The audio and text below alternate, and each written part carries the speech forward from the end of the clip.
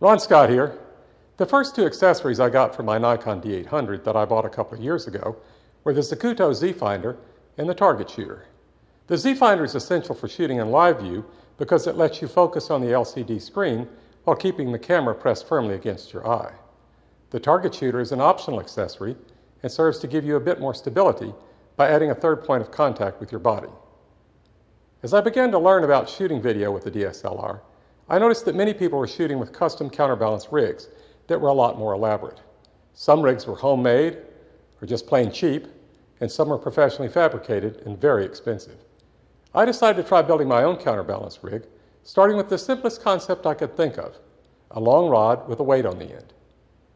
This worked okay, but I decided to get more elaborate and came up with this rig with dual rails, shoulder pad, and custom handles. Not satisfied with this, I kicked it up a notch and came up with the following contraption. This is my final DSLR rig build. I've added a small HD DP4 as an electronic viewfinder, an EVF, and I've moved the camera so that it's in line with my shoulder, which is the preferred method for doing these kinds of rigs. And the only problem that I see at this point is that this thing is really heavy.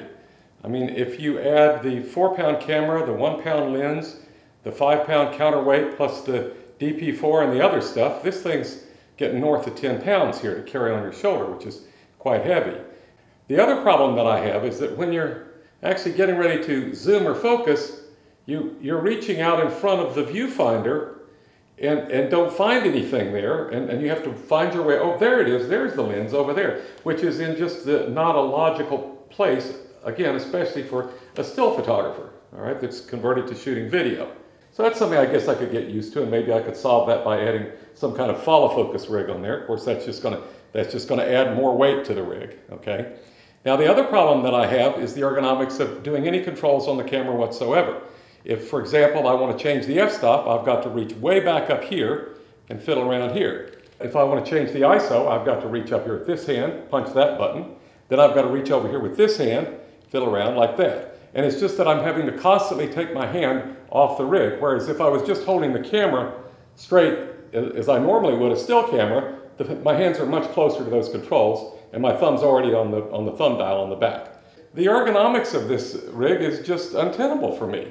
So I'm going to go back to the old Zacuto target shooter with the Z-Finder and let it go at that and quit trying to build these elaborate rigs. If you really want to do all this kind of stuff, put it on a tripod.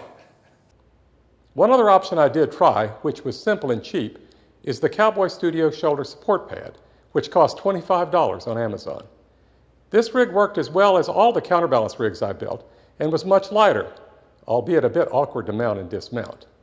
So like I said, I'm back to just the Z-Finder for most handheld shots, with the occasional addition of the target shooter. It's the KISS rule. Keep it simple, stupid. Again, I'm Ron Scott, and if you found this video useful, please like and share.